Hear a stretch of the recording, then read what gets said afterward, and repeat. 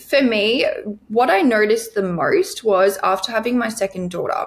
So after my firstborn, I kind of just did the same thing. I was like, kept working. But with my second, I was like, I really missed out on the first maybe 6 months of my firstborn's life, Daisy's life, because I was just so gung-ho focused on work.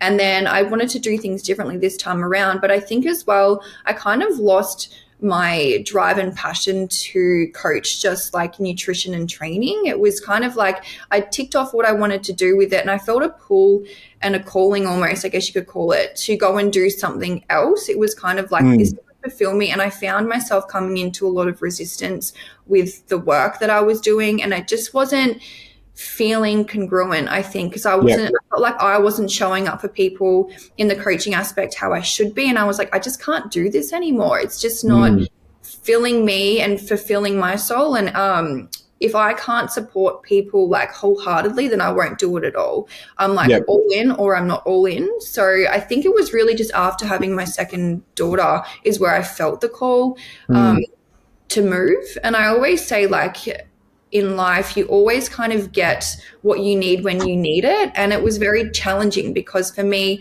I was known as this girl that was the nutrition girl, the training girl, right? And that was so much my identity, and I had to let that go. And that was very challenging because the glamour's on. Who the F am I then if I'm not this person? And I think people were like, why are you doing this now? Like, that's how they knew me as. And it was almost like I felt stuck in this space because that's what I created for myself. And I think what I wanted to show people as well is that you're not limited to doing one thing in life. And I always say your life purpose is just constantly to evolve. And I guess that's kind of how I ended up here. Yeah, awesome.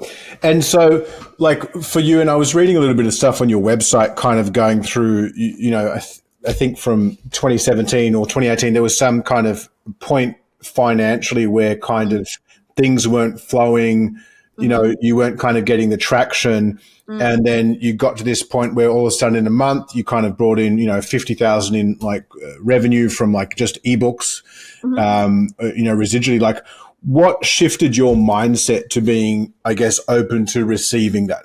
Because I think, personal training or fitness industry, and everything you said, I agree with. It's like, I think physical and physical body health is like grassroots level, right? Like, it's step one. And kind of you and I both got into the industry from that context. Yeah. But obviously, shifting your mindset to feel, worthy was another word that you used, to receive that. Like, what was the catalyst for that?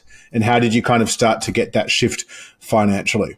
I think it was more so along the lines of I really delved into my own beliefs around money and also like, what I felt was blocking me. And it was kind of like I had a problem with receiving, I think, because I didn't know how to receive help. That was a massive thing for me, was that I've always been like this strong, independent woman from a young age because of what I grew up in. So my father was a gambler. So for me, I grew up in an environment where money was kind of always scarce and limited. So my identity around money was very much like, it's not going to be there anyway. So you may as well just like not receive it, because that way you don't have to lose it and go through the pain of suffering